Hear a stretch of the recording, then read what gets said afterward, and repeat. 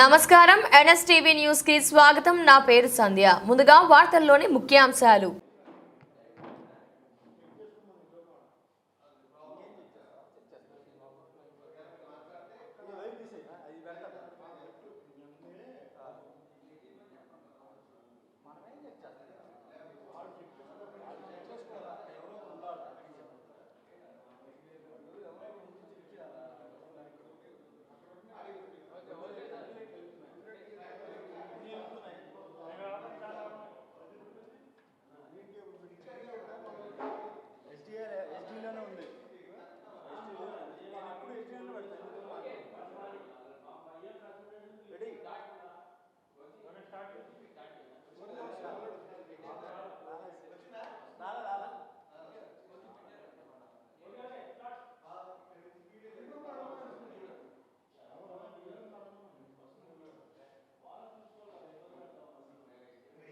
ఎక్కడ విష్ణాపురం నుంచి వచ్చాం. సరే రైట్ సరే రైట్ ఓకే. ముందుగా మీడియా మిత్రులందరికీ కూడా నా హృదయపూర్వక నమస్కారాలు. నారా లోకేష్ యొక్క పాదయాత్ర ఉత్తరాంధ్రలో ముగింపు కాబోతుందంటూ చాలా పెద్ద పెద్ద మాటలు మాట్లాడుతున్నాడు నారా లోకేష్. వాళ్ళ నాన్నకేదో ఎర్ర బుక్ ఇస్తానంటాడు, ఎవరినో అంతు తేలుస్తానంటాడు, ఇంకిష్టం వచ్చినట్టు మాట్లాడుతున్నాడు. అయితే నారా లోకేష్, నేను కొన్ని విషయాలు అడగదలుచుకున్నా. నీది పాదయాత్ర లేకపోతే డైటింగ్ యాత్ర? నారా లోకేష్ పాదయాత్ర మొదలుపెట్టిన దగ్గర నీ రోజు వరకు చూస్తే నారా లోకేష్ అనే వ్యక్తి నోరిప్పితే బూతు, మాట్లాడితే మటాష్, అడుగు పెడితే నాశనం, ఈ మూడు తప్పితే నీ పాదయాత్రలు ఇంకేమైనా ఉన్నాయా? అసలు నీ పాదయాత్ర ఎందుకు? పాదయాత్ర ద్వారా నువ్వేం తెలుసుకున్నావు? నీ పాదయాత్ర ద్వారా ప్రజలకు ఏం చెప్పదలుచుకున్నావు? మీ నాన్న 14 ఏళ్ళ ముఖ్యమంత్రి చేశాడే, ఎప్పుడో 95లో, అంటే సుమారు 30 ఏళ్ల క్రితమే మీ నాన్న సీఎం అయ్యాడు. ఈ 30 ఏళ్ల నుండి కూడా ఇంకా ఇస్తాము ఇస్తాము ఇస్తాము అంటారు, కానీ ఇచ్చాము అని చెప్పుకోవడానికి ఒక్క పథకమైనా మీ బతుకుందా నేను అడుగుతున్నా. ఈరోజు కొత్తగా అమ్మఒడి పథకం మీద పడ్డారు.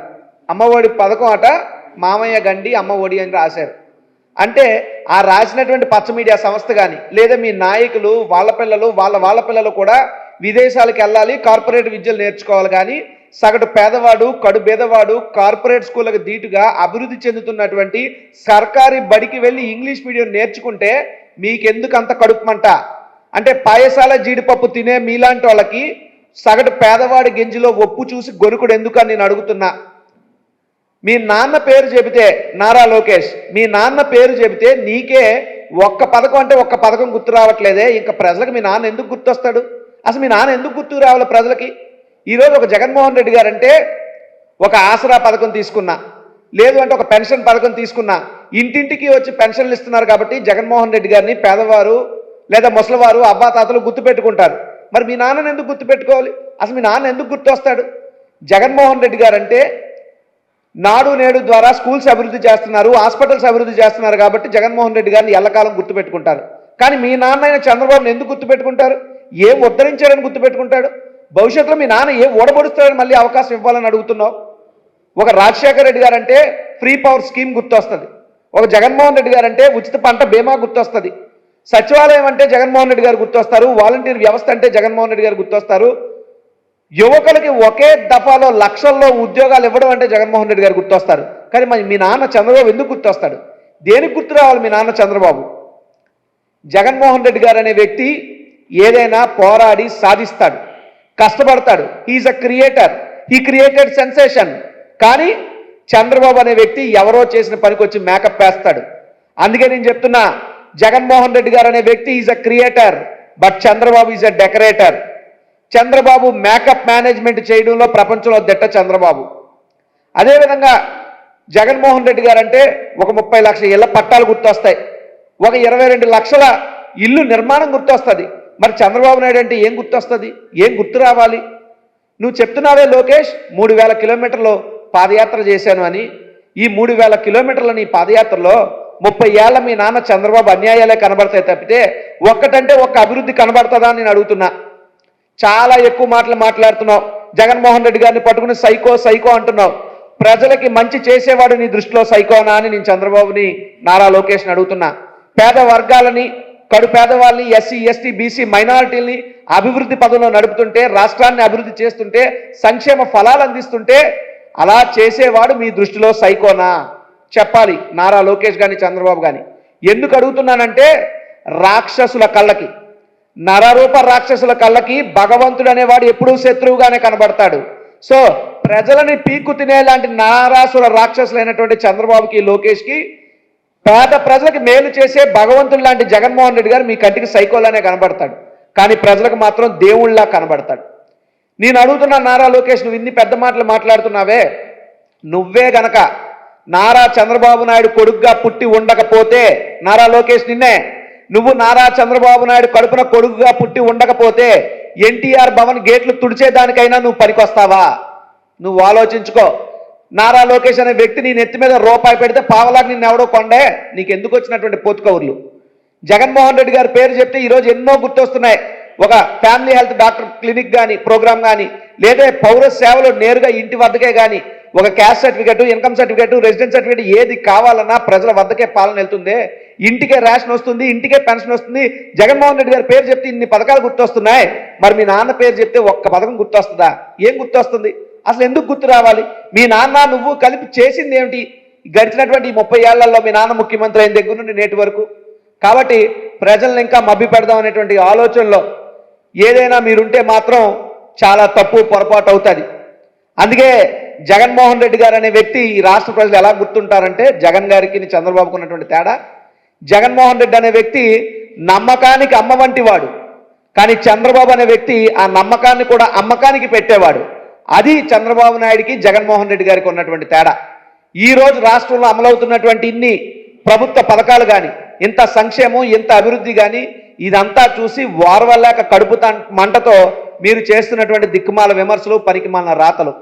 Last but not least Nara Lokesh, నీకు నీ తండ్రికి ఒకే ఒక్క అంశాన్ని చెప్పదలుచుకున్నా. నువ్వు నీ గుండెల మీద చేసుకుని నిజం చెప్పు నారా లోకేష్, లేదా నారా చంద్రబాబు నాయుడు నువ్వు కూడా మీ గుండెల మీద చేసుకుని చెప్పండి. నారా లోకేష్, నువ్వు వైఎస్ రాజశేఖర్ రెడ్డి గారి లాంటి తండ్రి కడుపున నేనెందుకు పుట్టలేదు అని చెప్పి నారా లోకేష్ బాధపడిన రోజు ఉండదా? అదేవిధంగా చంద్రబాబు నాయుడు నా కడుపున జగన్మోహన్ రెడ్డి గారు లాంటి ఒక గొప్ప నాయకుడు ఎందుకు పుట్టలేదని నీ తండ్రి బాధపడిన రోజు ఉంటుందా? అంటే నువ్వు నీ తండ్రి బాధపడడం, కడుపు మంటతో రగిలిపోవడం తప్పితే ఇంకొకటి ఏమైనా ఉందా?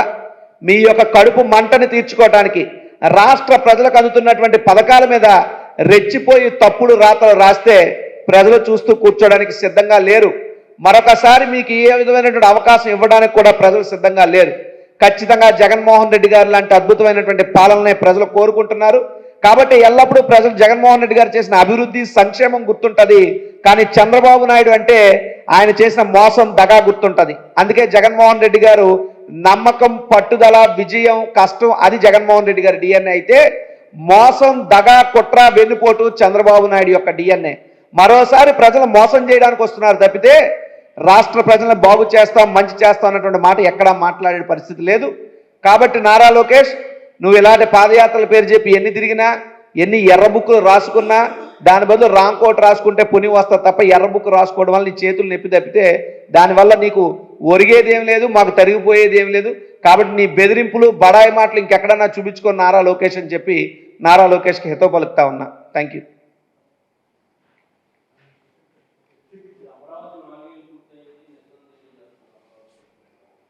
అమరావతి అనేటువంటిది ఒక డ్రామా కంపెనీగా మార్చారండి. గడిచినటువంటి 4 ఏళ్ల గురించి మీరు మాట్లాడుతున్నారు, కానీ గడిచినటువంటి 100 ఏళ్ల చరిత్ర మీరు తీయండి. తెలంగాణ కంటే, రాయలసీమ కంటే అత్యధికంగా వెనకబడినటువంటి ప్రాంతం ఏది అన్నటువంటి ప్రశ్న ఉత్పన్నమైనప్పుడు శ్రీకృష్ణ కమిటీ చెప్పిందైనా, బోస్టన్ కమిటీ చెప్పిందైనా, శివరామకృష్ణ కమిటీ చెప్పిందైనా ఉత్తరాంధ్ర ప్రాంతం వెనకబడింది అన్నారు. అటువంటి ఉత్తరాంధ్ర ప్రాంతంలోనే మహానగరంగా అభివృద్ధి చెందిన విశాఖను రాజధాని చేయకుండా తన స్వలాభం కోసం అమరావతిని రియల్ ఎస్టేట్ రాజధానిగా గ్రాఫిక్స్ చేసి కేవలం పబ్లిసిటీ కోసం తన ధనదాహం తీర్చుకోవడానికి అమరావతిని చంద్రబాబు పెట్టాడు. ఈ రోజు అమరావతి ఏదన్నా ఇబ్బంది అవుతుందంటే ఆర్థికంగా వాళ్ళ వ్యాపారస్తులకి, వ్యాపారులకి ఇబ్బంది అవుతుందనే నెపంతో రైతుల పేరు చెప్పి డ్రామా ఆర్టిస్టులను పెట్టి నడిపిస్తున్నటువంటి ఉద్యమం తప్పితే ఇంకొకటి కాదు. మరి అదే అమరావతి కోసమే కాకుండా 3 రాజధానులు కావాలని చెప్పి అదే అమరావతి ప్రాంతంలో గడిచినటువంటి 4 ఏళ్లుగా కూడా ఉద్యమం జరుగుతుంది కదా, ఆ ఉద్యమాన్ని ఎందుకు బ్యానర్ ఐటమ్లు పెట్టదు ఈ పచ్చ మీడియా? అంటే కేవలం అమరావతి వాళ్ళకు ఒక వ్యాపార రాజధాని, ఒక ఆదాయ మార్గం తప్పితే అది ప్రజా రాజధాని కాదు. అటువంటి డ్రామాలకు 4 ఏళ్ళు కాదు 40 ఏళ్ళైనా దానివల్ల పెద్ద ఉపయోగం ఎవరికీ ఉండదు.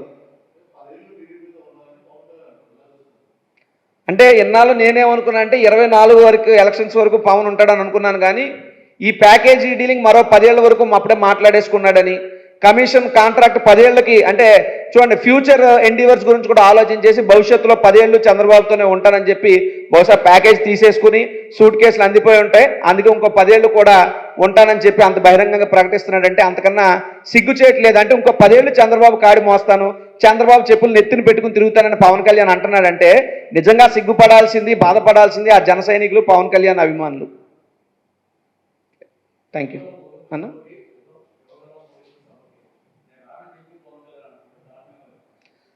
వాళ్ళ సీట్ల సర్దుబాటు విషయంలో తేడాలు వచ్చినాయి అన్నటువంటిది వినిపిస్తున్నటువంటి ఒక వాదన. రెండవది, పవన్ కళ్యాణ్ అనే వ్యక్తి వెళ్ళి నారా లోకేష్ పక్కన నిలబడితే జన సైనికులు, పవన్ అభిమానులే పవన్ని తిట్టేటట్టు ఉన్నది ప్రస్తుత పరిస్థితులు. ఎందుకంటే పక్కన ఉన్నటువంటి తెలంగాణ రాష్ట్రంలో 8 సీట్లలో పోటీ చేస్తే ఎక్కడా కూడా తెలుగుదేశం పార్టీ జనసేనకు మద్దతు తెలపలేదు. జనసేన ఓటమికి అహర్నిశలు అక్కడ పనిచేసిన తెలుగుదేశం పార్టీ, చంద్రబాబు నాయుడు సామాజిక వర్గం అన్న విషయం జన సైనికులకి, పవన్ కళ్యాణ్ అభిమానులకి అర్థమైంది. అయినప్పటికీ కూడా వాళ్ళు ప్రశ్నిస్తుంటే ఈరోజు కోవర్ట్లు అంటున్నాడు పవన్, అమ్ముడు పోయారని అంటున్నాడు పవన్. అంటే పవన్ కోసం పిచ్చిగా ప్రాణాలు ఇచ్చే వాళ్ళు ఎవరు? సినిమా అభిమానులు, జన సైనికులు. అటువంటి వాళ్ళు పవన్ చేసిన ఒక తప్పుడు పని ప్రశ్నిస్తుంటే మీరు అమ్ముడు పోయారని చెప్పి పవన్ అంటూ అంతకన్నా దుర్మార్గం ఇంకోట్లేదు.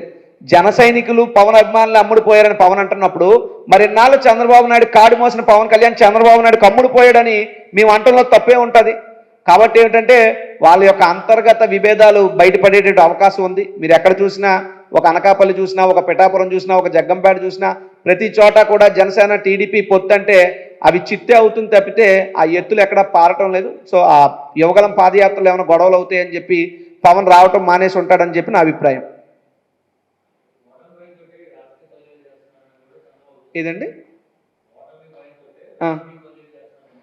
నేను మొన్న కూడా చూశాను చంద్రబాబు గారు మాట్లాడుతూ తన 45 ఏళ్ళ ఇండస్ట్రీలో ఇటు ఎమ్మెల్యేలు, మంత్రులు ట్రాన్స్ఫర్లు ఎప్పుడు చూడలేదట. అంటే మరి నువ్వు చంద్రగిరిలో నువ్వు శాసనసభ్యుడిగా ఉన్న తర్వాత, శాసనసభ్యుడిగా ఓడిపోయిన తర్వాత మరి కుప్పానికి నువ్వు ఎందుకు ట్రాన్స్ఫర్ అయ్యావు? అన్న నందమూరి తారక రామారావు గారు ఎందుకు ట్రాన్స్ఫర్ అయ్యారు?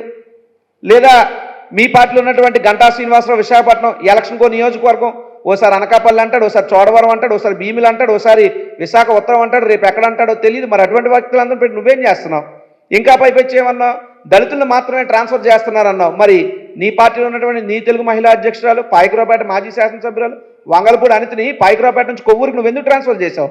నీ పార్టీలో మాజీ మంత్రి ఉన్న జవహర్ని నీ పార్టీ కొవ్వూరు నుంచి తిరువూరుకి ఎందుకు ట్రాన్స్ఫర్ చేసావు? అంటే వాళ్ళు నీ దృష్టిలో దళితులు కాదా? లేదా నువ్వు చేసింది ట్రాన్స్ఫర్లు కాదా? ఏదో ఒకటి క్లారిటీ ఉండాలి కదా. మేము చేస్తేనేమో ట్రాన్స్ఫరు, నువ్వు చేస్తేనేమో బంపర్ ఆఫరు, ఇలాంటి సెపరేట్ రాజ్యాంగాలు ఏమైనా చంద్రబాబుకు ఉన్నాయా అని నేను అడుగుతున్నా. కాబట్టి రాజకీయ వ్యూహాల్లో భాగంగా ఎవరు ఎక్కడి నుంచైనా పోటీ చేయొచ్చు, మార్పులు చేర్పులు కూర్పులతో. రాబోయేటటువంటి యుద్ధానికి తన యొక్క సైన్యాన్ని సన్నద్ధం చేసే బాధ్యతలో మా పార్టీ అధినేత జగన్మోహన్ రెడ్డి గారు బలమైనటువంటి క్యాండిడేట్ని ఆయా నియోజకవర్గ సామాజిక పరిస్థితులకు అనుగుణంగా మార్పులు చేర్పులు చేసుకుంటూ ముందుకెళ్తున్నాం. ఊర్లో వెళ్ళి కుక్కలాడవడం అన్నట్టు మా పార్టీలో అభ్యర్థులు మార్చుకుంటే చంద్రబాబుని, పవన్ కళ్యాణ్ ఆడవడంటే నాకు అర్థం కావట్లా. Okay, thank you.